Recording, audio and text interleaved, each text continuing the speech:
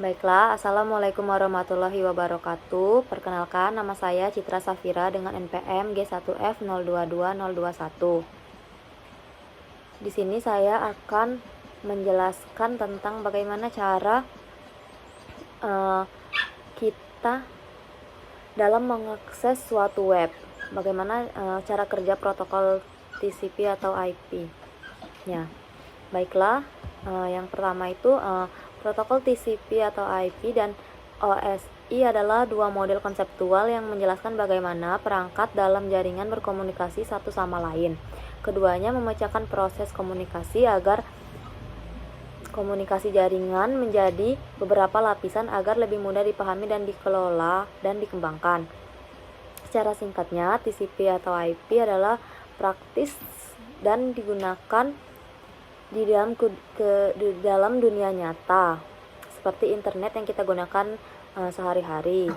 OSI adalah model panduan teoritis yang membantu memahami proses komunikasi jaringan. Selanjutnya saya akan menjelaskan cara kerja protokol TCP dan IP saat kita mengakses suatu web. Nanti saya akan tampilkan gambarnya di sini. Baiklah, yang pertama itu kita sebagai klien menggunakan komputer ataupun smartphone pertama untuk membuka browser untuk mengakses situs web.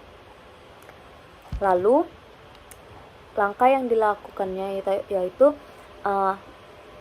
DNS mengonversi nama domain yang kita masukkan ke dalam URL seperti alamat IP.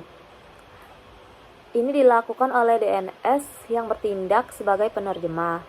DNS mencari tahu tempat yang sesuai dengan nama domain tersebut. Selanjutnya, routing. Setelah alamat IP diketahui, data dikirim ke server.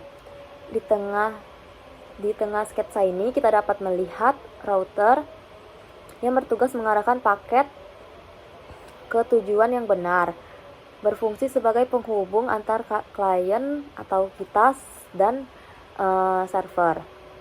Setelah mencapai server, protokol TCP mengambil alih. TCP membangun koneksi yang andal melalui proses yang disebut three-way handshake. Ini memastikan bahwa data yang dikirim aman dan teratur. Selanjutnya, di sisi kanan kita dapat melihat server yang menyimpan informasi dan data dari situs web. Setelah menerima permintaan dari klien, server mengirimkan data yang diminta kembali ke klien melalui protokol TCP atau IP. Pada sketsa ini kita dapat melihat bahwa panah menunjuk ke aliran data komponen-komponen ini. Data bergerak dari klien, lalu ke DNS, lalu ke router, dan akhirnya ke server sebelum dikembalikan lagi ke kita atau ke klien. Nah, beginilah cara kerja dari protokol TCP atau IP saat kita mengakses suatu web. Mungkin itu saja yang dapat saya sampaikan. Saya akhiri. Wassalamualaikum warahmatullahi wabarakatuh.